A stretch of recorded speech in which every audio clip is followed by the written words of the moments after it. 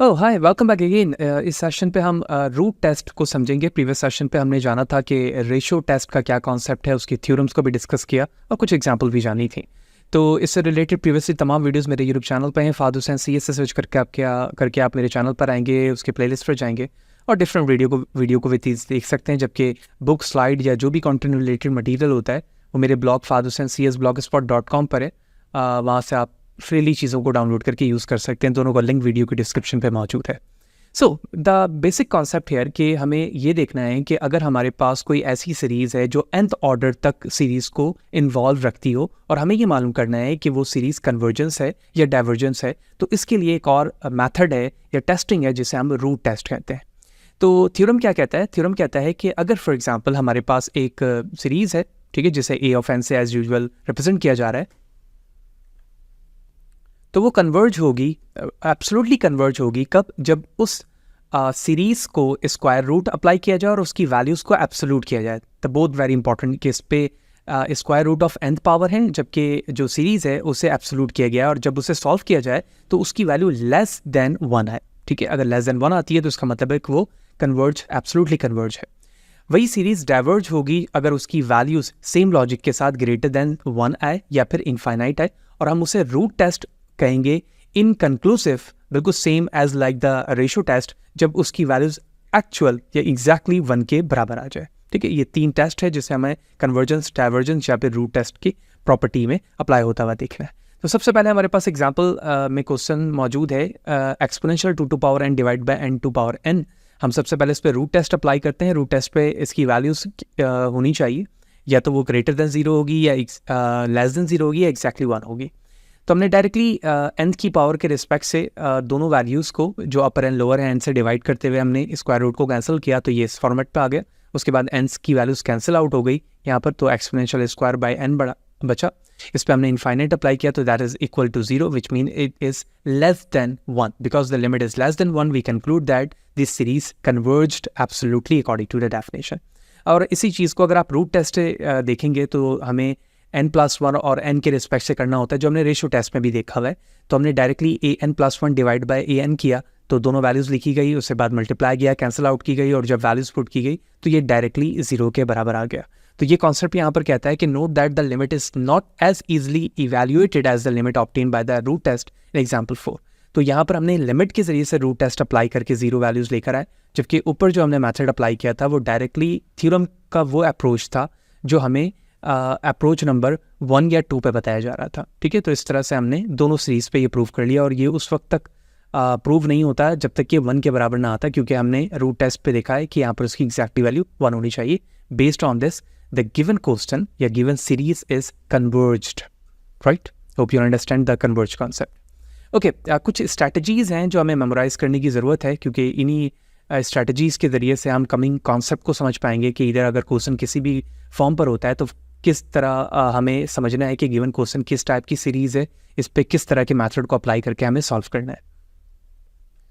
Right, strategies of testing series में अभी तक हमने 10 टाइप्स की टेस्टिंग को देखा है, और ये नेक्स्ट पेज पर हमें ये 10 टेस्टिंग रिकॉल भी की जाएगी। लेकिन गाइडलाइंस क्या है हमें अपने सीरीज़ को अंडरस्टैंड करने के लिए कि गिवन सीरीज़ कन्वर्ज हो रहा है या डाइवर्ज हो रहा है। तो सबसे पहले देखना है, does the n term approach to 0? क्या वो n टर्म जो सीरीज़ में दी गई है क्या वो 0 को अप्रोच कर रही है? If not, the series is diverge, और अगर ऐसा नहीं हो रहा है तो सीरीज़ क्या होगी? डाइवर्ज होगी। Number 2, is the series one of the special type? ठीक है, क्या कोई सीरीज़ जो हमें दी गई है क्या वो स्पेशल टाइप की? स्पेशल टाइप से मुराद ये है कि वो ज्योमेट्रिक सीरीज़ है, पी सीरीज़ है, टेलीस्कोपिंग सीरीज़ है या अल्टरनेटिंग सीरीज़। ठीक है, हमें ये अंडरस्टैंड करना है। Third one, can the integral test और द रूट टेस्ट और द रेशियो टेस्ट भी अप्लाइड? यानी इंटीग्रल टेस्ट या रूट टेस्ट या रेशियो टेस्ट जो अभी तक हम देख चुके हैं, क्या वो उन तीनों टेस्ट में से कोई भी टेस्ट उस पर अप्लाई हो रहा है? The fourth one, can the series be compared favourably to one of the special types? क्या वो सीरीज किसी भी दूसरे टाइप से कंपेयर की जा रही है? नहीं। In some instances more than one test is applicable, however your objective should be learn to choose the most efficient test. That's a very important thing कि हम बहुत सारे क्वेश्चन में कॉन्सेप्चुअली देखते हैं कि एक से ज़्यादा मेथड एप्लीकेबल होते हैं अप्लाई करने के लिए, लेकिन हम वो इफिशिएंट टेस्ट देखेंगे जिस पे हम आसानी से अपने कंक्लूजन तक यानी ये परफॉर्म करके हम दिखा सकें गिवन सीरीज कन्वर्ज हो रही है या फिर डाइवर्ज हो रही है, जितने स्पेशल टाइप्स अभी तक हमने पढ़े। अब कुछ क्वेश्चंस दिए गए हैं A to G, हमें समझना है अगर हम क्वेश्चन नंबर 1 को देखें तो n+1 डिवाइड बाय 3n+1 है। हम टेस्टिंग के रिस्पेक्ट से देखें, जो हमने बिल्कुल स्टार्टिंग में पढ़ा है कि अगर हम कॉमन ले लें यहाँ से वैल्यूज़, तो 1/3 है जो b ऑफ n को रिप्रेजेंट कर रही होगी, और बाकी पार्ट जो है वो सेपरेट हो जाएगा। सो फर्स्ट वन को अगर देखें, for the series the limit nth term is not zero, n term इसमें कोई जीरो नहीं होगी, क्योंकि जब हम n की वैल्यूज अप्लाई करते रहेंगे तो ये इनफाइनाइट तक जाएगी। तो हम कह सकते हैं कि ये n ट्रम टेस्ट को कन्वर्ट कर रहा होगा या यूज़ कर रहा होगा, और ये सीरीज़ जो है वो डाइवर्ज हो रही होगी, यानी इनफाइनाइट तक वैल्यूज जारी होगी, किसी पॉइंट पे जाके मिलेगी नहीं। सेकंड के देखें तो ये एक स्पेशल टाइप्स की सीरीज़ को रिप्रेजेंट कर रहा है, जिसे हम ज्योमेट्रिक सीरीज़ कह रहे होते हैं। This series is a geometric more over using because the ratio r = π/6 जो कि क्वेश्चन में मौजूद है, of the term is less than 1 is absolute value, you can conclude that this given series in converged, क्योंकि इसकी values जो है वो लेस देन 1 आ रही होगी। जैसे जैसे हम n की वैल्यू बढ़ाते रहेंगे तो मैं कह सकता हूँ कि ये सीरीज कन्वर्ज होगी। So okay, because the function, अगर थर्ड को देखें तो n multiply by exponential minus n square है, x की टर्म में भी इसे लिखा जा सकता है जब हम फंक्शन पे लिखते हैं। So it is easily integrated, यानी इस फंक्शन को ईजिली इंटीग्रेट किया जा सकता है। So you can use the integral test to conclude that the series is convergence और डाइवर्जेंट, यानी जब आप इंटीग्रल टेस्ट लगाएंगे तो ईजिली आप अंडरस्टैंड कर लेंगे कि ये सीरीज़ जो है वो कन्वर्ज हो रही है या फिर नहीं हो रही है। तो अभी तक 3 पॉइंट्स पे देखो, हमने ये समझा कि हम n ऑर्डर अप्लाई करके या सीरीज़ के टाइप को अंडरस्टैंड करके ये ईजिली कंक्लूड कर पा रहे हैं कि गिवन सीरीज कन्वर्ज होगी या नहीं होगी। और अभी हमने ऊपर ये टर्म पढ़ा है, बड़ा इंपॉर्टेंट, कि एक से ज़्यादा भी मेथड एप्लीकेबल हो सकते हैं, लेकिन हमें इफिशिएंट वे देखना है। राइट, डी को देखें तो 1/3 n+1 है। सेम लॉजिक अप्लाई करेंगे तो अगर हम n टर्म को इस सीरीज़ को देखें तो the n term of the series can be compare to the n term of the harmonic series after using the limit comparison test. Limit comparison test you conclude that the series is divergent या diverge. तो इसमें हम limit comparison test apply करके देख सकते हैं कि ये सीरीज कन्वर्ज हो रही है नहीं हो रही है। ई क्वेश्चन अगर आप देखें तो ये अल्टरनेटिंग सीरीज के फॉर्मेट पे क्वेश्चन वैसे लिखा हुआ है, ठीक है। तो वही चीज़ बताई जा रही है, this is an alternating series whose n term is approach to 0, उसका n टर्म 0 तक अप्रोच करेगा, because a of n+1 less than equal to a of n, ये हम थ्योरम में पढ़ चुके हैं। So you can use the alternating series here to conclude that the given series is converge. F question को देखें तो n factorial divide by 10⁻n है, तो ये एक factorial format of the question है। The n term of the series involve a factorial which indicate that the ratio test में work well. तो इसका मतलब ये हुआ कि जब हमारे पास फैक्टोरियल टाइप्स की कुछ सीरीज होती है तो हम वहाँ पर रेशो टेस्ट को प्रेफर कर रहे होते हैं। After applying the ratio test, you conclude that the series is diverged. And the last one is n+1 whole divided by 2n+1 and whole to power n. ये nth टर्म की series है, ठीक है, और nth पावर तक जा रही है, तो which indicate that the root test में वर्क वेल। यहाँ पे रूट टेस्ट काफ़ी बेहतर काम करेगा, और जब हम रूट टेस्ट को अप्लाई करेंगे तो हम देखेंगे कि ये सीरीज यहाँ पर कन्वर्ज्ड हो रही होगी। तो ये हमने कुछ A to G क्वेश्चंस देखे और उसमें अंडरस्टैंड किया कि डिफरेंट जो अप्रोचेस है टेस्टिंग के, हम किस टेस्ट को एफिशिएंट वे पे इस्तेमाल करते हुए ये कंक्लूड कर सकते हैं कि गिवन सीरीज कन्वर्ज हो रही है या नहीं हो रही है। अब जिस तरह के भी मैथड्स हमने अभी तक पढ़े थे वो इस स्लाइड्स पे एक समराइज फॉर्म पे लिखे गए हैं। इसे हम ज़रा एक दफ़ा रिकॉल कर लेते हैं।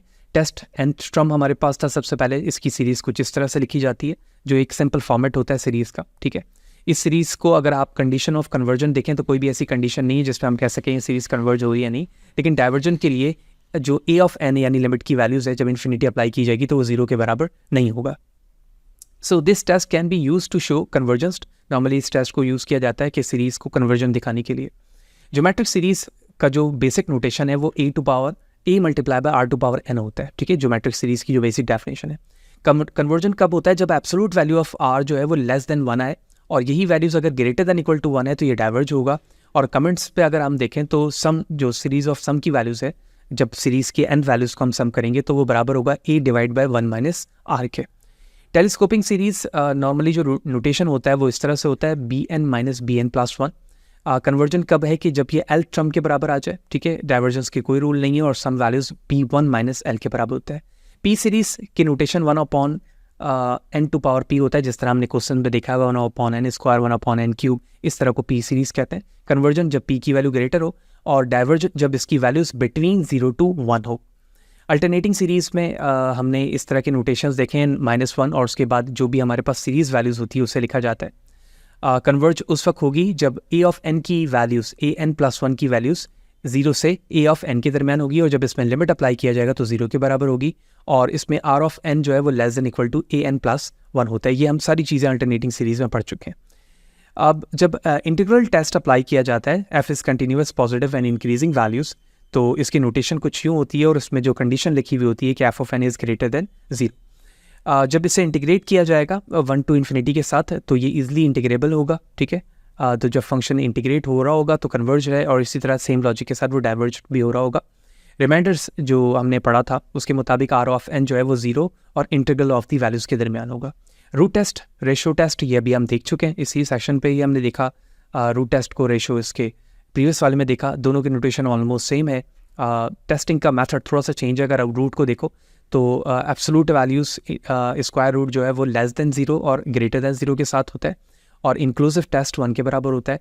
इसमें inclusive a of n plus 1 divide by a n बराबर 1 के होता है, और सेम लॉजिक के साथ अगर आप देखो तो लेस देन में कन्वर्ज और ग्रेटर देन में और इक्वल में, दोनों में इसकी वैल्यूज़ डाइवर्ज हो रही होती है। डायरेक्ट कंपैरिजन टेस्ट और लिमिट कंपैरिजन या लिमिट कंपैरिजन टेस्ट, इसकी भी नोटेशंस कुछ सेम ही होती है, लेकिन अगर ए की वैल्यू ए ऑफ एन यानी पहली सीरीज़ की वैल्यूज़ जो है वो 0 से बी ऑफ एन के दरमियान है, तो हम कह सकते हैं कि ये सीरीज़ जो है वो डाइवर्ज्ड है, कन्वर्ज है। और बी ऑफ एन में अगर ये वैल्यूज़ लाई कर रही है तो डाइवर्ज है। और लिमिट कंपैरिजन में a of n divide by b of n L के बराबर होता है, और एल की वैल्यू ग्रेटर देन 0 है, तो इस तरह से कन्वर्ज होगा। और अगर a of n b n L की वैल्यूज़ ग्रेटर देन 0 है, और तो मैं कह सकता हूँ कि यही वैल्यूज़ डाइवर्ज्ड हो रही होगी। तो होप यू अंडरस्टैंड कि रूट टेस्ट क्या है, और जो हमने अभी तक जितनी टेस्टिंग टेक्निक देखी थी जिसमें nth test, geometric, telescoping, p series, alternating, integral, root, ratio, direct comparison, limit, इसको हमने समराइज फॉर्म पे भी देख लिया। लेकिन फिर भी कोई सवाल है, कोई चीज़ समझ में नहीं आई हो तो कमेंट सेशन पे ज़रूर पूछें, कोशिश करूँगा इस हवाले से आपको बर वक्त जवाब दे सकूँ। नेक्स्ट सेशन पे जाएंगे तो हम 9.7 को डिस्कस कर रहे होंगे कि एक्चुअली 9.7 कॉन्सेप्शनली हमें टेलर पॉलिनोमियल और अप्रॉक्सीमेशन के कॉन्सेप्ट को किस तरह से बता रहा है। नेक्स्ट सेशन पे मिलते हैं, सी यू देयर, इसी तरह से जुड़े रहें।